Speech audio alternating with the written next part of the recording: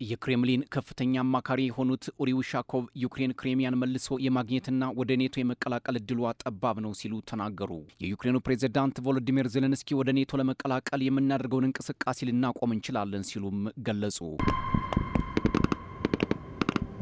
የአውሮፓ መሪዎች ዩክሬንን ለመርዳት የሚያስችላቸውን ሁኔታ ለማጠናከር ተከታታይ ስብሰባ ለማድረግ ውሳኔ ላይ መድረሳቸውንም ይፋ አድርገዋል። ከውዝግብ ያልወጣው በስብሰባ ብዛት መፍትሄ ያጣው የሩሲያና ዩክሬን ጦርነት መቋጫ ዛሬም አልተገኘለትም። ዜሌንስኪን በተደጋጋሚ የሀያላኑን በር ቢያንኳኩም የፈለጉትን ያሳኩ አይመስልም። ወዳጆቻቸውም የሚጠብቁትን ያደረጉላቸው መስሎ አልተሰማቸውም። አላስካን፣ ሞስኮንና ዋሽንግተንን ያዳረሰው ውይይትም መሬት መንካት ተስኖታል። የጸጥታ ዋስትና መሻት፣ ግዛትን አሳልፎ ያለመስጠት ትንቅንቅ፣ የስልጣን ጊዜ ማብቃት፣ አዲስ ምርጫን ለማካሄድ ፍላጎት ማሳየት፣ የዩክሬን ህዝብና ወታደሮች በጦርነቱ መሰላቸት፣ በሙስና ከባድ ፈተና ውስጥ መግባት፣ የኔቶ ሩሲያን መስጋት፣ የትራምፕ እቅድ አስቸጋሪነት፣ እነዚህና ሌሎች መሰል ጉዳዮች የበዙበት ውስብስብና ይገመቴው የሩሲያና ዩክሬን ጦርነት የብዙ ፖለቲከኞች የቤት ስራ ከሆነም ሰነባብቷል። ሞስኮ በተደጋጋሚ በክሬሚያ ጉዳይ የሚነሳ ነገርን ቀይ መስመር ነው ስትል ትሞግታለች። የክሬሚያ ጉዳይ ሚሊዮን ጊዜ የማይሳካ መሆኑን ዜሌንስኪም አስተዳደራቸውም አጋሮቻቸውም ማወቅ አለባቸው ሲሉ ኡሪ ኡሻኮቭ መናገራቸው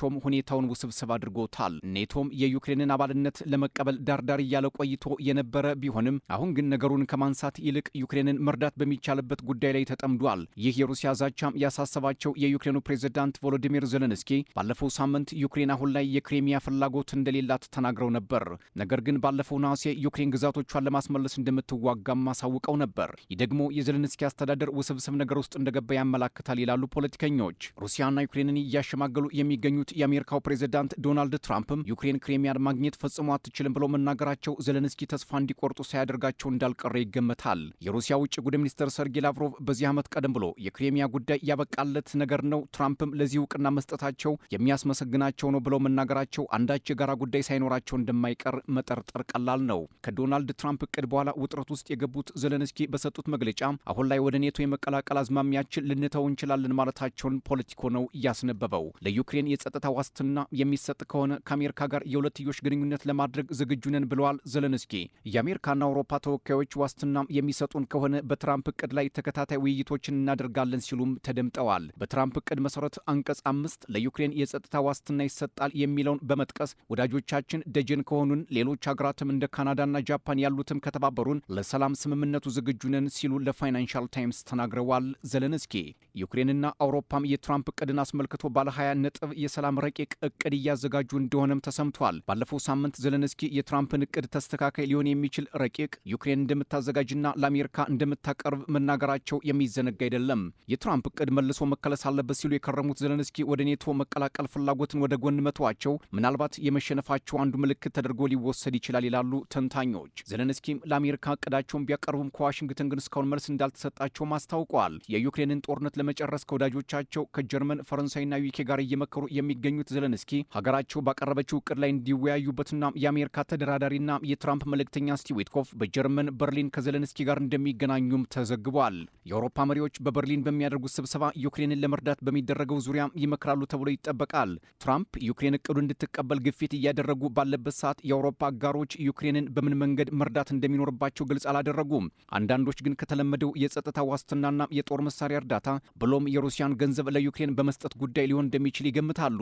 አውሮፓውያን የትራምፕን እቅድ ለመቀበል አጣብቂኝ ውስጥ መግባታቸው የሚታወስ ሲሆን አሁን ጀርመን ውስጥ በሚያደርጉት ስብሰባ ምን ውሳኔ ላይ ይደርሳሉ የሚለው የሚጠበቅ ይሆናል። በሩሲያና ዩክሬን ጦርነት ምክንያት ጣልቃ የገቡት ምዕራባውያን የሩሲያ ገንዘብ ወደ ዩክሬን ፈሰስ ለማድረግ መፈለጋቸውም በሞስኮና ብራሰልስ መካከል ውጥረት ማንገሱ የሚዘነጋ አይደለም።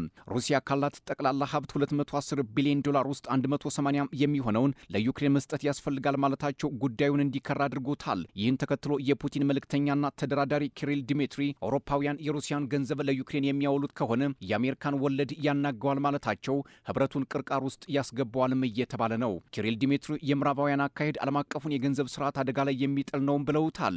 የፑቲን ውጭ ኢንቨስትመንት አማካሪ ዲሜትሪ የሩሲያን ገንዘብ ለዩክሬን እንዲውል ለማድረግ መሞከር ሌላ ውስብስብ ነገር መፍጠር ይሆናል፣ ወደ ሰላም የሚወስደውን መንገድም ያሳጥረዋል ሲሉ አስጠንቅቀዋል። ከዚህ ጋር በተያያዘም 67 በመቶ የሚሆኑት የቤልጅየም ዜጎች የሩሲያን ገንዘብ ለዩክሬን መስጠት መስጠት የሚለውን አይቀበሉትም ሲል አናዶሉ አስነብቧል።